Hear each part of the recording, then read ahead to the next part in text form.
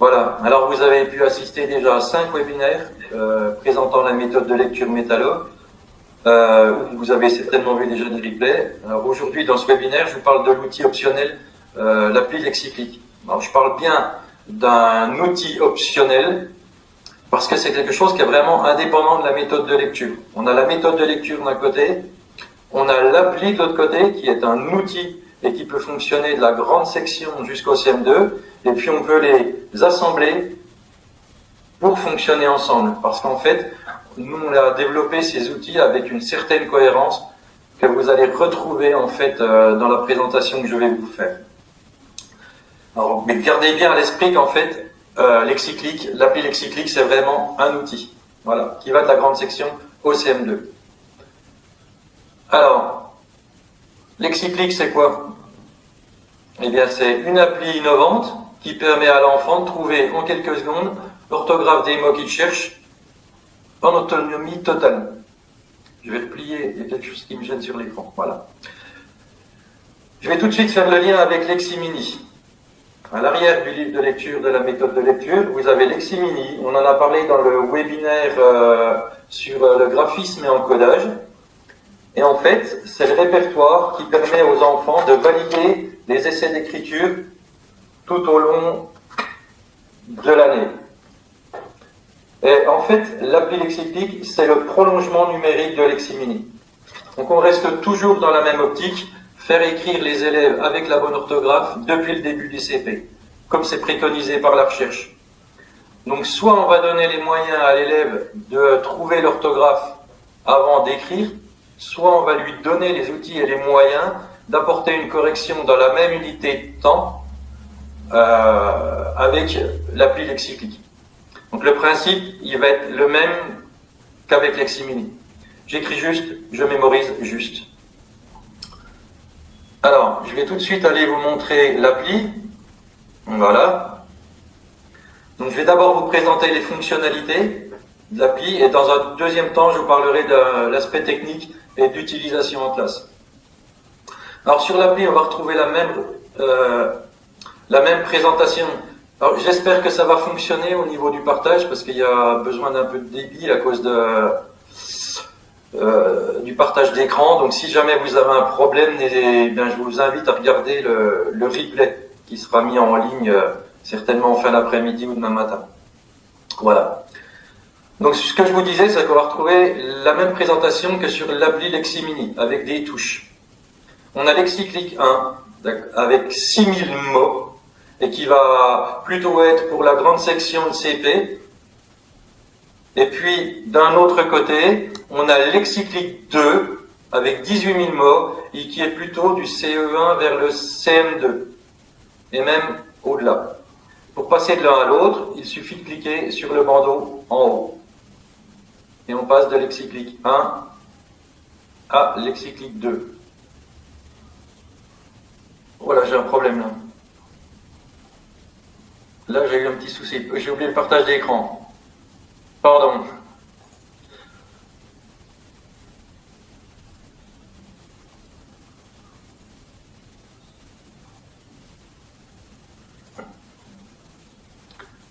J'ai eu un petit problème de partage d'écran. Donc je reviens. J'espère que tout le monde me voit. J'espère que ça fonctionne. Oui, c'est bon alors. C'est bon, ok, d'accord. Donc je reviens. Lexiplique 1, en fait, vous avez donc entendu 6000 mots, plutôt grande section CP, et on a Lexiplique 2, 18 000 mots, à partir du CE1 jusqu'au CM2, voire au collège. Pour passer de l'un à l'autre, on va cliquer sur le bandeau supérieur ici, c'est aussi simple que ça, et on passe donc de Lexiplique 1 à Lexiplique 2. Voilà. Le clavier, en fait, c'est un clavier avec une entrée phonétique. Les touches représentent des phonèmes. Ici, on a le T. Ici, on a le P. Ici, on a le S, le F, etc. Vous avez aussi des touches doubles en bas du clavier. Alors, ces touches doubles, elles sont pour des sons qui sont très proches, comme le E et le E, ici, ou le O et le O. parce qu'en fait, on a tenu compte des prononciations régionales. Et puis, vous avez aussi des doubles valeurs de lettres, ici pour la lettre X, qui peut faire le son X de xylophone ou X de taxi. Alors, les touches, on a voulu un clavier le plus ergonomique possible. Les touches les plus utilisées sont plutôt au centre et plutôt vers le haut, tandis que les touches les moins utilisées sont plutôt vers le bas et plutôt vers l'extérieur. En fait, c'est aussi une particularité du clavier AZERTY. Ici, vous allez avoir une flèche arrière qui va vous permettre de reculer lors d'une erreur d'encodage. Si par exemple je cherche le mot chat et que je suis allé un petit peu trop loin, par exemple je fais une erreur, je vais pouvoir reculer et ici il va apparaître une touche drapeau qui va en fait nous avertir qu'il existe déjà une page de résultats avec cet encodage. C'est surtout pour les mots avec un encodage court. Voilà. Alors, je cherche un mot maintenant. Qu'est-ce que je fais? J'encode des sons. Si je cherche par exemple le mot moustique, je vais encoder m, mou, mousse. Et en 3 clics, dans la plupart des cas, vous allez trouver le mot que vous cherchez. Alors, sur ces pages de résultats, les mots sont écrits sur des étiquettes de couleur. Alors, vous avez des étiquettes vertes pour les noms. Vous avez des étiquettes jaunes pour les adjectifs. Il y a aussi des étiquettes bleues pour les invariables et expressions. Et vous avez les étiquettes rouges pour le verbe. Vous voyez qu'on a beaucoup d'illustrations. Ça permet aux élèves d'abord de localiser très rapidement le mot sur la page. Et ça donne aussi du vocabulaire. Hein. Si vous avez des élèves curieux, ils vont aller regarder un petit peu sur les autres étiquettes les différents mots. Je vais détailler un peu plus l'étiquette du verbe. Alors l'étiquette du verbe, elle présente l'infinitif, le participe passé, ainsi que les 2 conjugaisons les plus courantes du présent. Et si l'on clique sur cette étiquette, on va avoir accès à un conjugateur avec les différents temps. Mais je vous en reparlerai un peu plus tard dans la présentation. Pour revenir au clavier de départ, on clique ici. Alors, on a voulu quand même on a voulu aussi apporter, je vais reprendre le mot moustique. On a voulu aussi indiquer le pluriel des noms, ainsi que le féminin des adjectifs dans le cas où l'écriture est différente. Parce qu'on pense qu'on doit enseigner très rapidement aux élèves, dès le début du CP, qu'un mot en fait a une écriture différente en fonction du sens dans lequel il est utilisé. Si je ramasse une pomme ou si je me fais piquer par un moustique, ça n'aura pas le même sens et ça n'aura pas la même écriture que si je me fais piquer par des moustiques. J'ai déjà beaucoup plus mal. Donc pour l'adjectif, on est dans le même cas de figure. Si le féminin est différent, on va l'indiquer sur l'étiquette.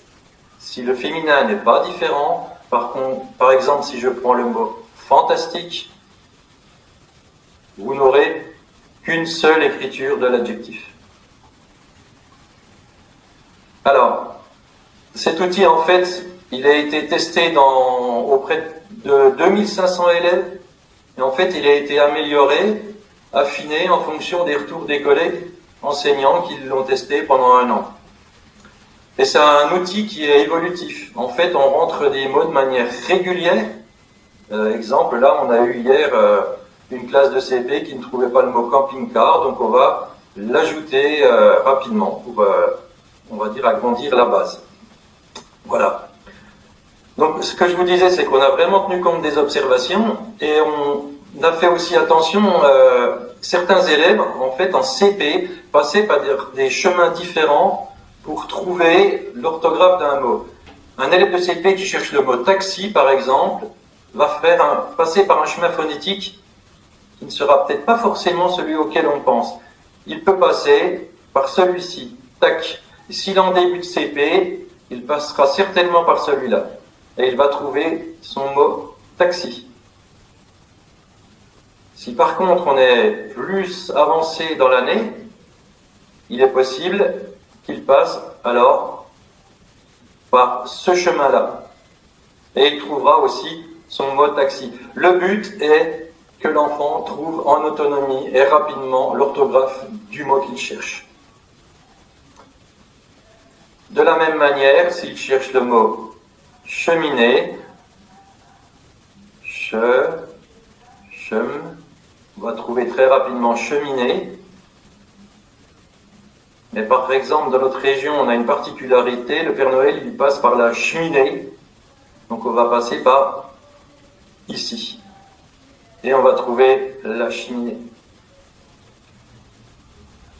Alors comme je vous l'indiquais tout à l'heure, le pluriel des noms, il est indiqué sur les étiquettes. Je vais faire le parallèle avec la méthode de lecture en disant que depuis le début de l'année, on a un apprentissage sur l'orthographe grammaticale en montrant aux enfants qu'en fait, ce que je vous disais avant, l'écriture peut être différente. Donc on a quand même un gros parallèle avec la méthode de lecture et les étiquettes de Leximini où les pluriels sont aussi indiqués. Alors après, on ne va pas accepter n'importe quoi. Si un élève fait une erreur d'encodage, par exemple, dans notre région, on entend beaucoup les enfants parler de blouson. Donc, si votre élève veut écrire blouson, il va avoir un problème. À ce moment-là, il va vous appeler, vous allez repérer qu'en fait, il a une erreur de langage que vous allez corriger et vous allez lui indiquer, donc il doit passer par blouson. De la même manière, erreur langagière assez courante dans notre département, les enfants ici, ils mettent des pantalons. Donc, voilà un encodage à 4 clics. Pantalon, l'enfant ne le trouve pas, deux solutions, soit il comprend qu'il a fait une erreur d'encodage, soit il vous appelle et vous réglez le problème langagier. Alors maintenant, je vais vous montrer un petit peu comment on va personnaliser l'application. En fait, nous on a fait une application qui peut correspondre à la réalité du terrain pour qu'elle s'adapte à votre pédagogie. Et ça, vous pouvez le faire en venant ici. Vous allez sur la petite étiquette, vous venez dans personnalisation, et là vous allez pouvoir personnaliser lexicyclique 1 ou lexicyclique 2. Alors, on va s'occuper de lexicyclique 1. Vous pouvez déjà personnaliser le clavier et mettre des claviers de couleurs différentes. Ça permet, dans le cas de double niveau, de savoir si l'enfant est sur le bon lexicyclique. Savoir s'il doit être sur le lexicyclique 1, parce qu'il est en CP, ou s'il est en CE1 ou en CE2, savoir s'il doit être sur lexicyclique 2. Ça lui permet donc un repérage.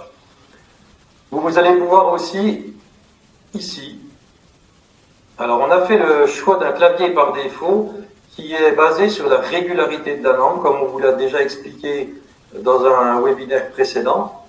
Donc chaque touche a la graphie la plus courante. Mais au fil de l'année, l'enseignant, lorsqu'il va par exemple apprendre le son F, il peut s'écrire de plusieurs manières, avec un F, avec un PH ou avec deux F, il peut venir sur sa touche et venir choisir ici la touche multigraphie. Et ainsi, l'enfant va pouvoir comprendre qu'à un phonème peut être associé plusieurs graphies. Et on peut continuer comme ça pour faire évoluer son clavier tout au long de l'année en fonction de la progression de la classe. Exemple pour le S, je peux choisir celle-ci. Ou pour le G, je peux choisir celle-ci.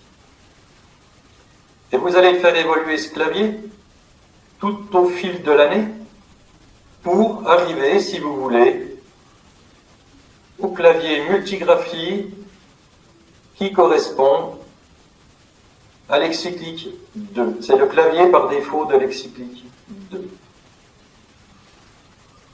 Voilà, vous pouvez déjà paramétrer donc ceci. Ensuite, sur la page de résultats,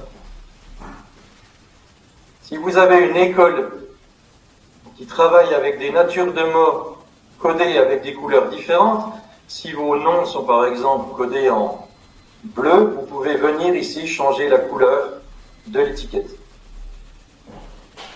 Vous pouvez aussi modifier l'écriture, passer de l'écriture script en cursive ou passer en lettres capitales, par exemple, pour des séances de mots croisés que vous préparez par avance. Et vous savez, ensuite, à l'école élémentaire, ils ont du mal à écrire en lettres bâton.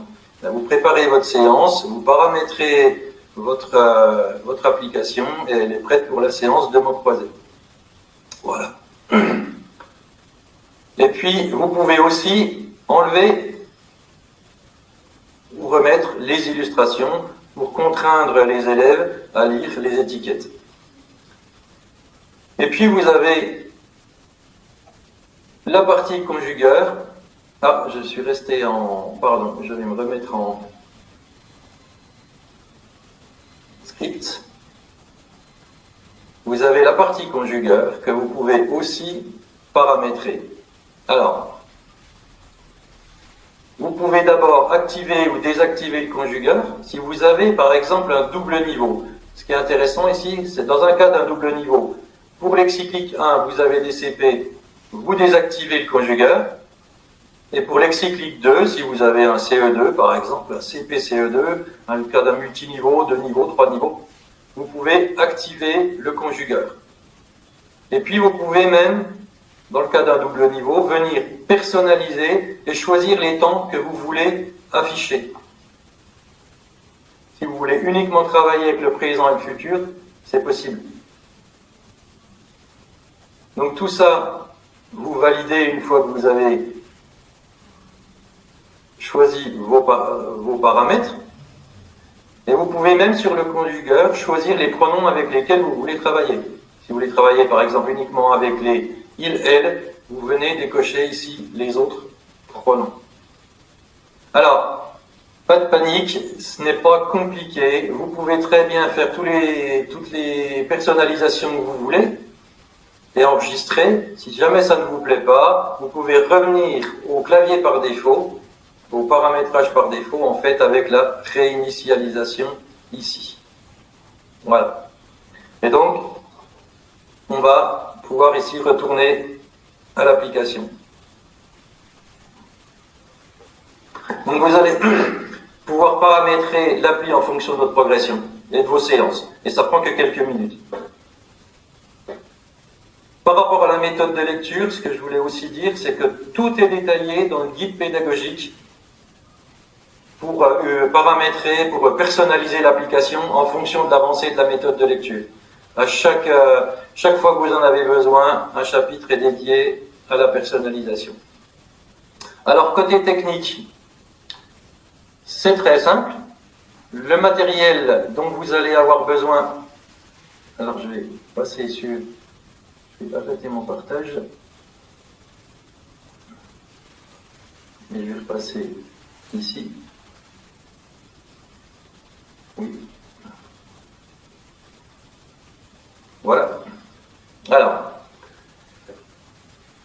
pour la partie technique, où est-ce que vous allez déjà trouver l'appli? Deux cas de figure. Vous êtes formateur ou vous êtes enseignant. Vous allez sur notre site lexiclique.fr. Là, il faut que je repartage à nouveau l'écran.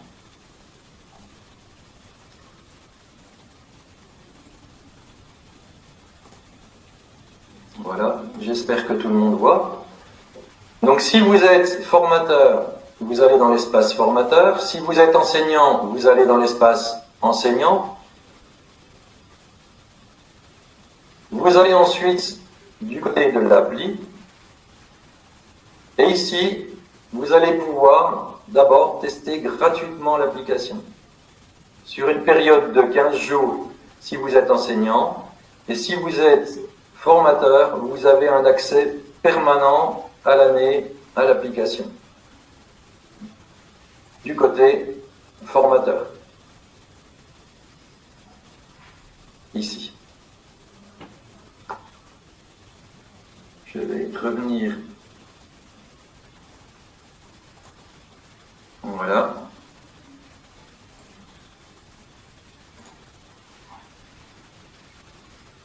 Alors, une fois que vous avez créé votre compte sur le site, il faut déjà passer par le site pour créer le compte. Deux solutions. Soit vous avez des ordinateurs et à ce moment-là, vous allez en ligne dans nos apps. Alors, j'ai oublié de le montrer juste avant. C'est sur le site, dans la page d'accueil, dans nos apps, vous allez sur l'appli et vous rentrez votre couple identifiant mot de passe. Votre identifiant, c'est forcément votre adresse académique. Donc ça, c'est le cas d'ordinateur. Si vous passez par des tablettes, alors à ce moment-là, vous allez dans les stores, iOS ou Android, vous téléchargez l'appli, et ensuite, vous rentrez les codes d'accès. Et après, c'est valable pour la durée du test ou pour la durée de l'abonnement.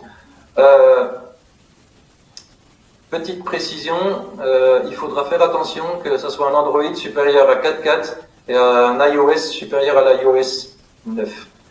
Voilà, une fois que vous avez l'appli qui est chargée, vous pouvez vous promener de classe en classe sans problème. Vous n'avez pas besoin de connexion, à part une fois tous les 15 jours pour les mises à jour. Alors après, l'utilisation en classe, elle est multiple, en fait, puisque ça dépend des configurations et des équipements. Là, ça peut aller de l'utilisation en fond de classe jusqu'à des tablettes qui peuvent être assez nombreuses dans certaines écoles. Des politiques. Christophe, tu peux couper ton.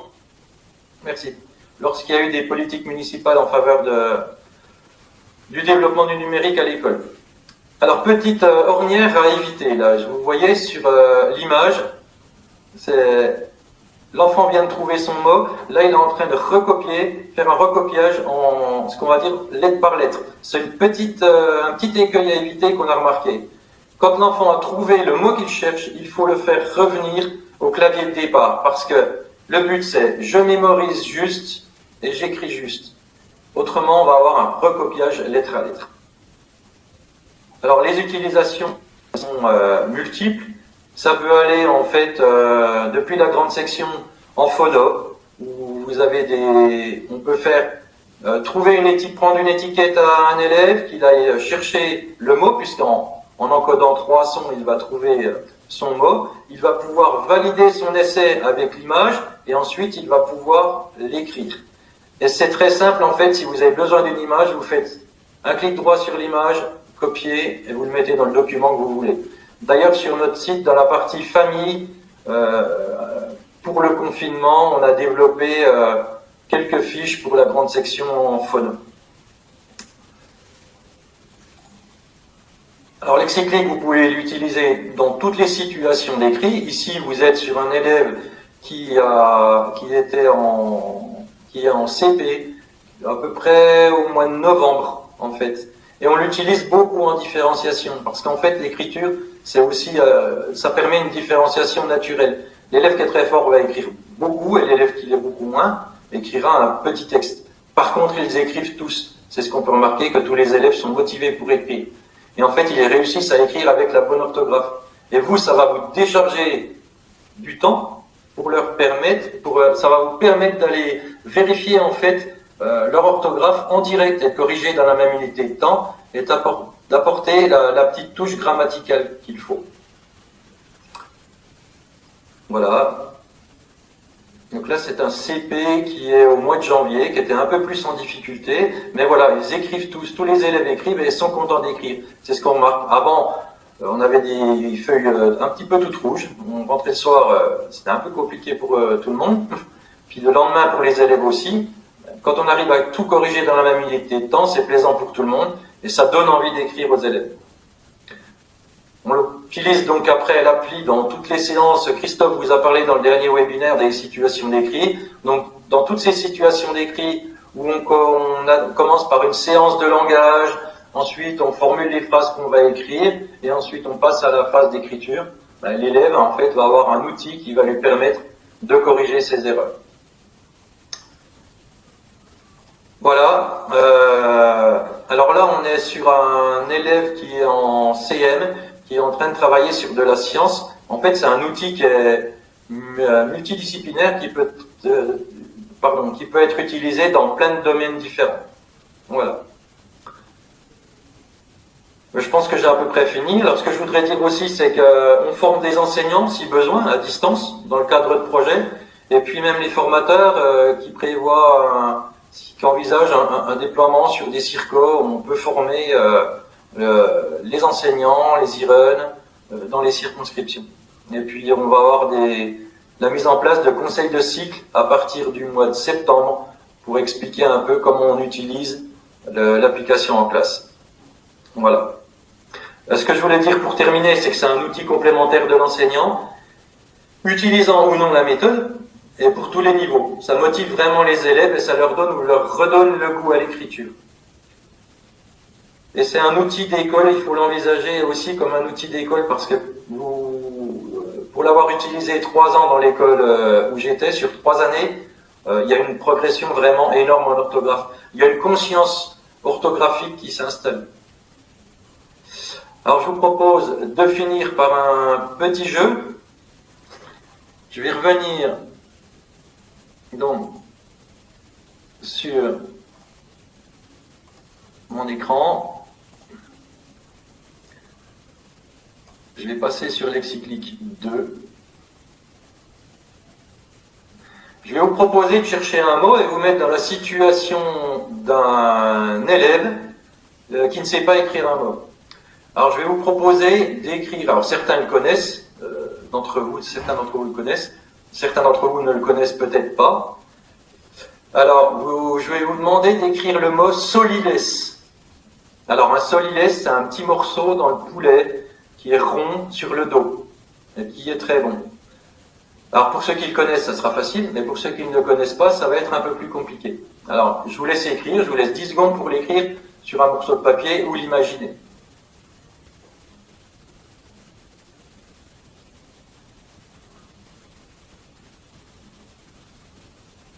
Voilà, alors si je vous donne un dictionnaire pour ceux qui ne savent pas l'écrire, on a fait des tests avec des adultes, au bout de 10 minutes, ils nous donnent le dictionnaire parce qu'ils ne trouvent pas le mot.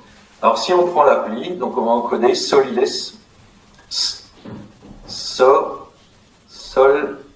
soli. Alors on a des encodages plus longs sur Lexiclic 2, puisqu'on a beaucoup plus de mots, solide. Et voilà le mot soliles. Donc vous voyez, en quelques secondes, on a mis tous les mots à égalité. On les trouve tous en quelques secondes. Alors maintenant, pour ceux qui ne connaissent pas, je vous donne l'explication.